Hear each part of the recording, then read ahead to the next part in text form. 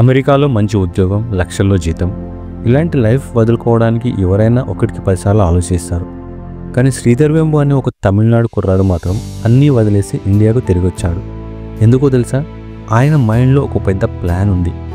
తన స్నేహితులతో కలిసి చెన్నైలోని ఒక చిన్న అపార్ట్మెంట్లో ఒక కంపెనీ మొదలుపెట్టాడు.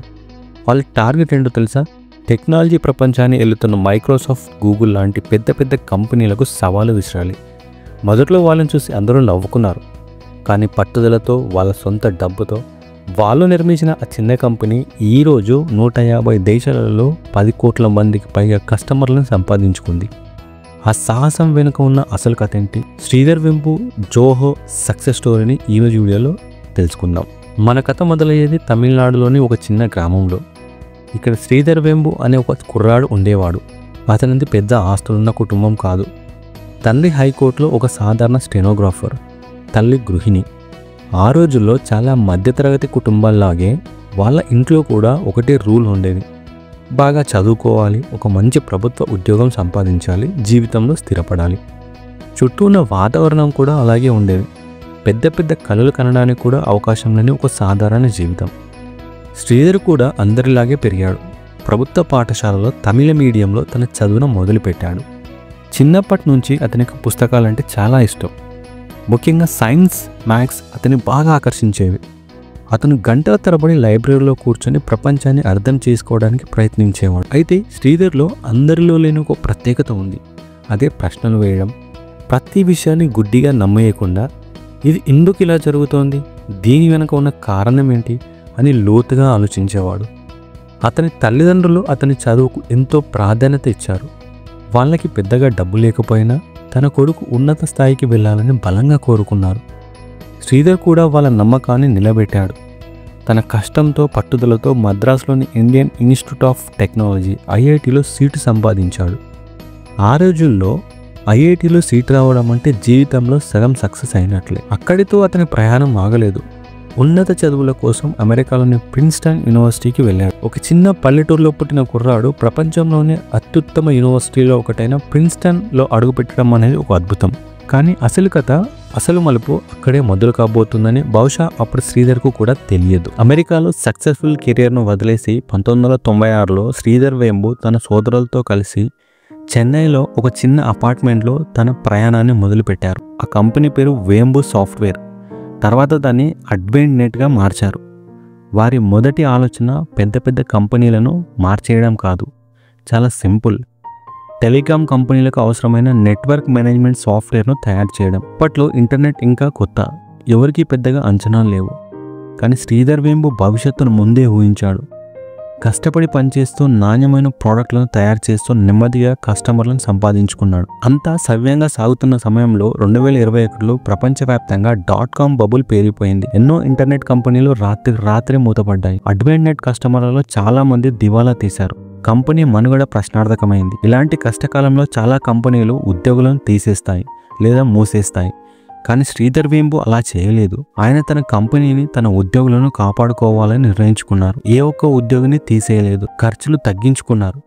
లాభాల గురించి ఆలోచించకుండా కస్టమర్లకు సేవ చేస్తూ కొత్త ప్రోడక్ట్లను అభివృద్ధి చేయడంపైనే దృష్టి పెట్టారు. ఈ కష్టకాలమే వారిని మరింత బలంగా తయారు చేసింది.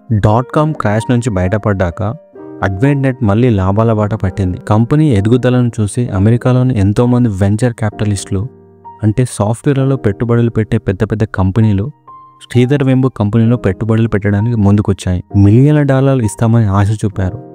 ఏ స్టార్టప్కైనా ఇది ఒక కళ లాంటి అవకాశం. వీసీ ఫండింగ్ వస్తే కంపెనీని వేగంగా విస్తరించవచ్చు, పెద్ద పెద్ద ఆఫీసులు కట్టవచ్చు, భారీగా మార్కెటింగ్ చేయవచ్చు. కానీ శ్రీధర్ వెంబు అందరినీ ఆశ్చర్యపరుస్తూ ఆ ఆఫర్లంటేనే తిరస్కరించారు. ఆయన ఆలోచన చాలా స్పష్టంగా ఉంది.